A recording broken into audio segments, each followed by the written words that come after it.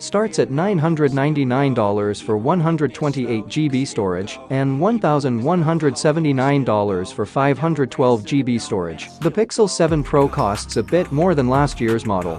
When I was expecting that Google would drop the price, that's because, frankly, the Pixel 7 Pro didn't age very well in terms of performance and value, and rumors suggested that the Pixel 8 Pro wouldn't offer much benefit over its predecessor. However, as it turns out, there's much more value to be found in the Pixel 8 Pro, and it holds up nicely against competitors in its price range. The most promising way Google has added value to the Pixel 8 Pro is with its promise to support the phone for 7 years of major software upgrades, security updates, and Pixel feature drops. Android phones have traditionally been lacking in terms of longevity and long-term value, and no Android phone maker has ever offered this level of long-term support. Even Apple stopped supporting iPhones with new OS upgrades after about 5 years. The Pixel 8 Pro doesn't have the best performance, so its prospects as a long-term device are questionable, but at least we know Google won't ignore it and let it rot on the vine. Of course, you probably won't keep your phone for 7 years,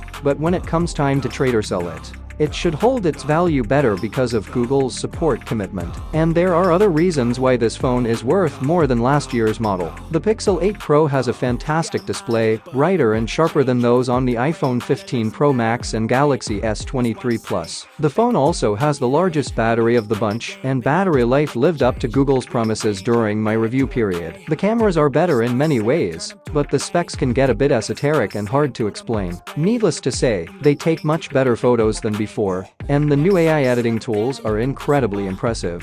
If you have this much to spend, I'd still recommend the iPhone 15 Pro, not for the cameras or the hardware, but because iOS 17 is leaps and bounds ahead of Android 14. Android has gotten unwieldy again, and it's hard to recommend even the best Android phone over a comparable iPhone. That said, the Pixel 8 Pro offers great value against the Samsung Galaxy S23 Plus. Although if you can spend more, both Samsung and Apple have even fancier phones with more cameras to sell you, while Google hits its ceiling with the 8 Pro. What is there to say about a phone design that has barely changed in 3 years? Like this year's iPhone 15 series, the Pixel 8 Pro is a bit more curvy than last year, with new colors and a matte finish. It is decidedly nicer than last year's model. The Pixel 8 Pro is more rounded on the corners and more flat on the display. This makes the phone easier to hold, while also giving you a better view of your content. The finish is lovely, and the colors are more classy and inviting than unusual and modern. Most folks love the bay blue best, but I'm into these cream-colored phones this year. This is the nicest Pixel phone Google has made so far, which is good because it has largely made the same phone 3 times now, with 2 more A-series models in between. I feel like these refinements could have come last year, and this year we could be looking at something even more evolved. I don't mind the Google Pixel camera bump. It adds a distinct touch of flair, and on my porcelain model, it has the slightest golden hue that gives it a nice glint in the sun. It's a very pretty phone, especially if you've never held a Pixel before. If you are a Pixel owner, especially if you own an older Pixel, you're probably eyeing this phone for an upgrade. It's too bad that Pixel 6 owners, ready to upgrade now, have only this slightly refreshed-looking version of their older phone to buy. I'd like to see something more novel next year, especially if the Pixel remains at this higher price level, on par with the titanium iPhone 15. The Pixel 8 Pro display is a standout feature this year, and Google has even endowed it with its own branding. Super Actua. The Pixel 8 is plain old Actua, you see. In practical terms, it seems this refers to the display's brightness, because it is incredibly bright. The Pixel 8 Pro can reach 2400 nits at peak brightness, and still pumps out 1600 nits when you aren't in direct sunlight. In almost every way, the Pixel 8 Pro display beats that of the iPhone 15 Pro Max. In terms of brightness, total resolution, and sharpness, the Pixel has the better screen. Side by side, it was much harder to see a difference, though the Pixel was definitely brighter in some cases, especially when viewing a purely white subject. That's when I had the Pixel display set to the more vivid adaptive mode, which the iPhone lacks. When I set the Pixel display settings to the natural screen color mode, I got colors and brightness levels that looked much more like I'm used to seeing on an iPhone. The bezel on the Pixel 8 Pro is just a hair thicker compared to the iPhone 15 Pro Max bezel,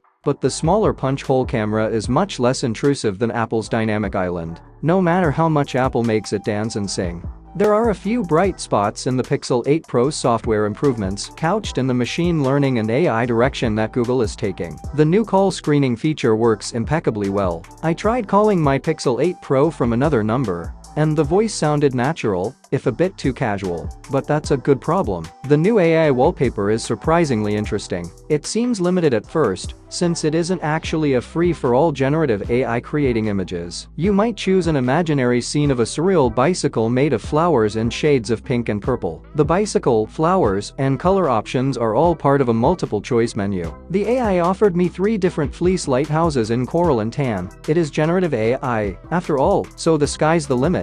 And then whatever the computer decides comes after sky. On the Pixel 8 Pro webpage, Google says you can personalize your experience with AI wallpaper, and that is the heart of the problem that I have with much of Google's software on the Pixel 8 Pro. I've used AI to create a wallpaper, but is it personalized? Google describes its machine language features as if they are created by a real human being disturbingly often. When I use Google's software to write a whole email, or create a group photo that never existed, am I personalizing that email? But that is not how Google is positioning the Pixel 8 Pro and all of its new AI features. Google is not saying you can create an image. There is something missing in that explanation, and it feels like what's missing is honesty. The photo faking tools aren't the only AI issues I have. Google is pushing the Pixel 8 Pro's ability to read and summarize web pages for you. That feature will soon come to its Recorder app, so its AI will summarize your past conversations, or lectures you couldn't attend, perhaps. I tried the summarization feature on a story I wrote about taking a family photo at home. It said that my family visited a photo studio, even though I never mentioned a photo studio, and in fact I explicitly say that my dad hired a professional photographer to come to our house. If I can't trust a summarization feature the first time I use it, I will never trust it again. Many of the other new features are simply hard to find. Google's new call screening feature is great, but it's hidden under a submenu that you can only find if you open the phone app. Even worse, Google has had a safety check-in feature on its Pixel phones for years, similar to the new check-in feature that I love on iOS 17. Google's own site gives instructions for the Personal Safety app, but my phone doesn't have an app called Personal Safety. It's just called Safety, which sounds like it could be a software security suite or a health and readiness app. I'll stop complaining, because I've run out of features to complain about. See, Google is launching the Pixel 8 Pro without a number of key features ready to go. The camera will get zoom enhance, video boost, and night sight video features after images have been uploaded to Google's cloud services for Google to work its magic off device. Recorder summaries are also coming, as well as the smart reply feature, though I'm skeptical of those AI features, as I've made clear. The main camera on the Pixel 8 Pro is considerably better than the camera on the Pixel 7 Pro, but the improvements can be hard to explain. The lens on the camera has a f1.65 aperture, which is wider than the f1.9 aperture in last year's lens, and while the number is lower, a wider aperture is better because it lets in more light, and the improvement is exponential and not linear. The f1.65 lens on the Pixel 8 Pro is an amazing feat, while the f1.9 aperture on last year's Pixel 7 Pro was a thoroughly unimpressive spec. The iPhone 15 Pro uses an f1.8 lens on its main camera, which won't let as much light through, but of course, there are plenty of other factors to consider. Compared to my iPhone 15 Pro Max, some photos looked better when shot with the Pixel 8 Pro, but others, especially night pics and low light images, looked better taken with the iPhone. Macro photography is better on the Pixel 8 Pro than on the iPhone, and even if you aren't going for a macro look, you can still get closer to your subject with the Pixel. The Pixel 8 Pro also handled food photos much better than the iPhone. That natural look the iPhone tends towards can make dishes look unappetizing in bad lighting. It's better to have a camera that can do some enhancements. Speaking of enhancements, not all of the enhancements coming to the Pixel 8 Pro are ready yet. Once you've taken your photos, it's off to Google Photos to edit them, and Google Photos on the Pixel 8 family is a special app. It has features you won't find on other Pixel phones, Android phones, iPhones, or even on the desktop.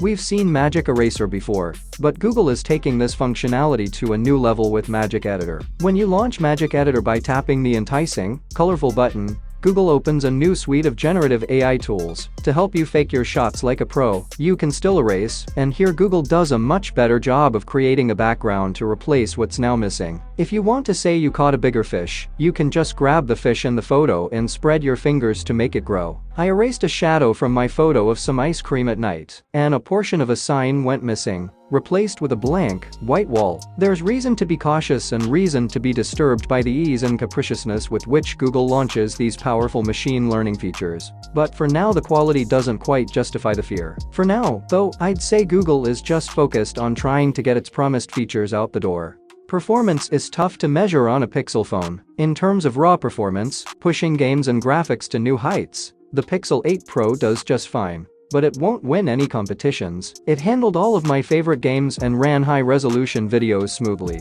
But everything looked better on phones like the iPhone 15 Pro, or even older Android phones, like the Galaxy S23 Ultra. On the other hand, the Pixel 8 Pro is an all-around solid device, especially compared to other phones in this price range. There is a temperature sensor on the Pixel 8 Pro, and I cannot figure out why. It is only accurate up to 300 degrees Fahrenheit, so it isn't actually useful for checking the temperature of pans while cooking, as Google suggests. When the Pixel 8 Pro is running Google's special machine learning features, it stumbles quite a bit. I hope to see these features improve over the next 7 years as Google upgrades this phone with software improvements. Which begs the question, this phone won't possibly be capable of handling Android 21. Will this phone really be a viable phone in 7 years? Google has promised this will be a 7-year phone, the first ever. How will the Google Tensor G3 stack up in 7 years, compared to every phone that comes after it? First of all, the Tensor chipset already feels like it's behind the curve compared to Qualcomm's best Snapdragon 8 Gen 2 chips,